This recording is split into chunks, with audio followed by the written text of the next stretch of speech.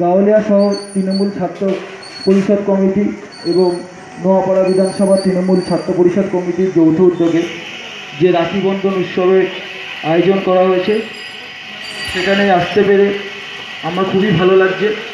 আমরা সবাই, আমার পাশেই বিধানসভা, জগদ্দল বিধানসভা, আমি পিকাই সাহেব, আমাদের গাওলিয়া টাউনের সভাপতি রানা, আমরা সবাই একসাথেই রাজনীতি করি। আমরা বিভিন্ন কলেজে ছাত্রদের যত সুবিধা অসুবিধা সেগুলো আমরা সবাই দেখি। আগামী দিনেও আমরা একসাথেই চলব। আগামী দিনে আমরা একসাথেই আরও ভালো ভালো কাজ করব।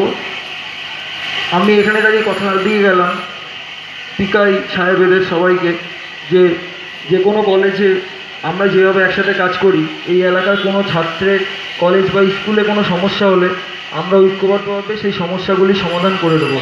আগামী দিনে আমরা আরও, আমাদের নেত্রী মমতা ব্যানার্জি আরও অনেক আমাদেরকে কর্মসূচি দিয়েছে ছাত্রদের জন্য।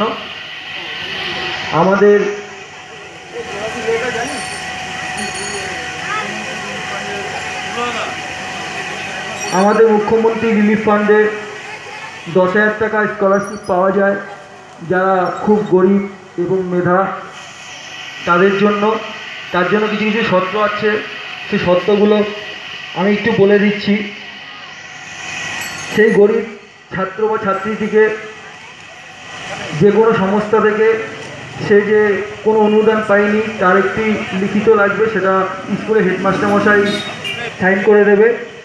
এলাকার পৌর কমিশনার, কাউন্সিলর অথবা পৌরসভার যে হেড, আমাদের চেয়ারম্যান, তিনি লিখে দেবে যে এই শিশুটি, এই ছাত্রীটি বা ছাত্রটি খুবই দরিদ্র, এবং মহকুমা শাসকের কাছ থেকে একটা সার্টিফিকেট লাগে। আর স্কুলের রেজাল্টের জেরক্স কপিগুলো লাগে, সেগুলো অ্যাটাস্টেড করা থাকে স্কুলের স্যারের, হেডমাস্টারের বা হেডমিস্ট্রেসের।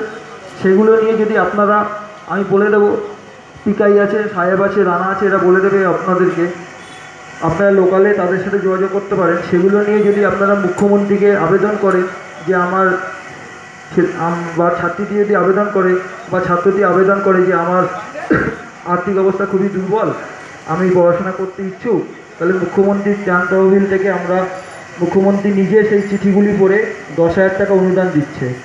এছাড়া আরও অনেক প্রকল্প আছে যেগুলো আমরা এতদিন জানতামই না। আমাদের মুখ্যমন্ত্রী ক্ষমতা আসার পর অনেক প্রকল্প শুরু করেছে এবং অজানা প্রকল্পগুলি আমরা জানতে শুরু করেছি। আমরা সেগুলো ধীরে ধীরে এলাকার সমস্ত ছাত্রছাত্রীদের মধ্যে সেগুলো আমরা বিতরণ করে দেব, এবং আগামী দিনে আরও সুন্দরভাবে আরও অনেক প্রোগ্রাম হবে, আমরা সবাইকে নিয়ে করব। এই বলে আমি আমার ছোট বক্তব্য শেষ করছি। জয় হিন্দ, বন্দে মাতরম। তৃণমূল কংগ্রেস জিন্দাবাদ, তৃণমূল ছাত্র পরিষদ জিন্দাবাদ, মমতা ব্যানার্জি জিন্দাবাদ।